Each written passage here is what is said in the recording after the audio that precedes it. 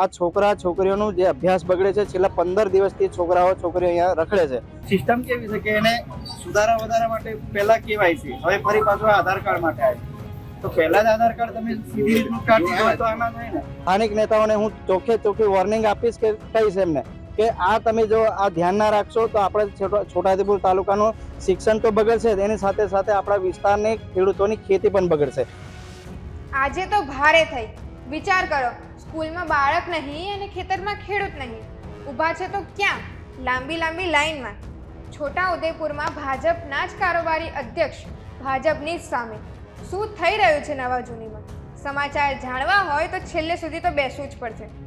નમસ્કાર મિત્રો, હું છું ખુશી અને તમે જોઈ રહ્યા છો વાઇબ્સ ઓફ ઇન્ડિયા. ભાજપના તાલુકા પંચાયતના કારોબારી અધ્યક્ષ રાજેશભાઈ રાઠવાને કચેરીમાં વિદ્યાર્થીઓ દ્વારા રજૂઆત મળી કે રેશન કાર્ડના ઈ-કેવાયસી પતવાને આરે આવ્યું અને ફરી પાછું નવી સિસ્ટમ આવી છે કે જેમાં વિદ્યાર્થીના આધાર કાર્ડ અપડેટ હોવા જોઈએ. હવે આ અપડેટમાં વિદ્યાર્થી તથા તેમના વાલીએ સવારથી જ તાલુકા પંચાયત ખાતે ચાલતા આધાર કાર્ડ સેન્ટર પર લાઇનમાં પોતાનો ટાઈમ ખોટી કરી ઊભું રહેવું પડે છે. અને હવે આ વિશે અધ્યક્ષ રાજેશભાઈ શું કહે છે તે જોઈએ. આજ રોજ છોટાઉદેપુર તાલુકા પંચાયત કચેરી ખાતે આજે તાલુકા પંચાયત ચાલુ હોવાના નાતે હું કારોબારી અધ્યક્ષ રાજેશકુમાર વિરસિંહભાઈ રાઠવા આજે હું મારી કચેરીમાં અંદર બેઠો હતો ત્યારે ત્યાં અમુક વાલીઓ અને વિદ્યાર્થીઓની રજૂઆત આવી કે પહેલાં રેશન કાર્ડોનું જે હતું ઈ-કેવાયસી હવે એ પતવાને આરે આવ્યું તો ફરી પાછું આ એક સિસ્ટમ નવી એક લાયા છે જે વિદ્યાર્થીઓનો આધાર કાર્ડ અપડેટ માટે. તો અપડેટ માટે સાહેબ તમે જે તે સ્કૂલમાં જે તે સિસ્ટમ મૂકો તો આ છોકરા છોકરીઓનું જે અભ્યાસ બગડે છે, છેલ્લા 15 દિવસથી છોકરાઓ છોકરીઓ અહીંયા રખડે છે. તો એના માટે આપણે સ્થાનિક અહીંના નેતાએ જે કોઈને રજૂઆત કરી છે સરકારને કે પછી કલેક્ટર ઓફિસ કે કોઈ બી જે તે લાગતી વળગતી કચેરીને જે રજૂઆત કરવી જોઈએ એ કરવી જોઈએ આપણે.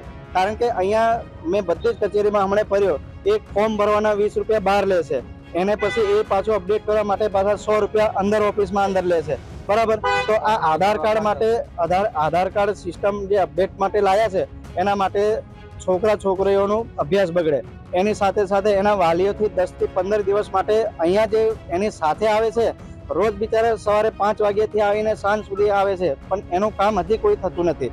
તો એની સાથે આ જે ખેડૂતોની ખેતી પણ બગડે છે, વિદ્યાર્થીઓનું શિક્ષણ પણ બગડે છે. તો મારે સ્થાનિક નેતાઓને હું ચોખ્ખી વોર્નિંગ આપીશ કે કહીશ એમને કે આ તમે જો આ ધ્યાન ના રાખશો તો આપણે છોટાઉદેપુર તાલુકાનું શિક્ષણ તો બગડશે, એની સાથે સાથે આપણા વિસ્તારની ખેડૂતોની ખેતી પણ બગડશે.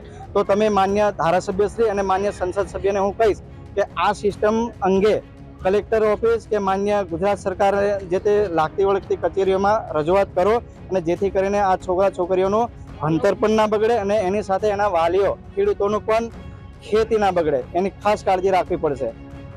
માત્ર ને માત્ર અધિકારીઓની ભૂલના કારણે અધિકારીઓના ભૂલના લીધે આ છોકરા છોકરીઓને આ ભોગવવું પડે છે.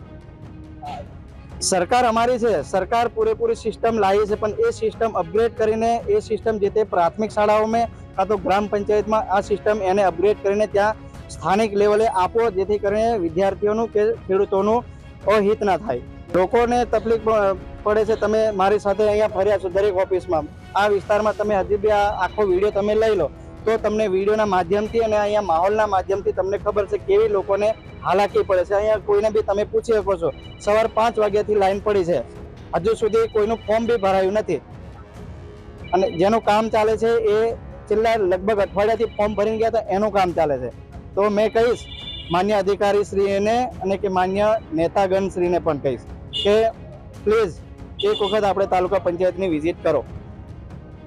તમે જોયું કે રાજેશભાઈએ આધાર કાર્ડ માટે લોકોને પડતી મુશ્કેલીઓને ધ્યાનમાં રાખી અધિકારીઓ અને નેતાઓ સામે કર્યા સવાલ. આધાર કાર્ડ સેન્ટર ઉપર લોકો પાસેથી પૈસા લેવામાં આવે છે પરંતુ તેનું કામ થતું નથી એવું સાફ જોવા મળે છે. ગામે ગામ શાળામાં આધાર કાર્ડમાં નામ સુધારા વધારા માટે કેમ્પ કરવા જોઈએ કે નહીં? તમને શું લાગે છે? કમેન્ટમાં જરૂરથી જણાવજો. વિડીયો પસંદ આવ્યો હોય તો લાઈક, શેર અને ચેનલને સબસ્ક્રાઇબ કરવાનું ભૂલતા નહીં. આભાર.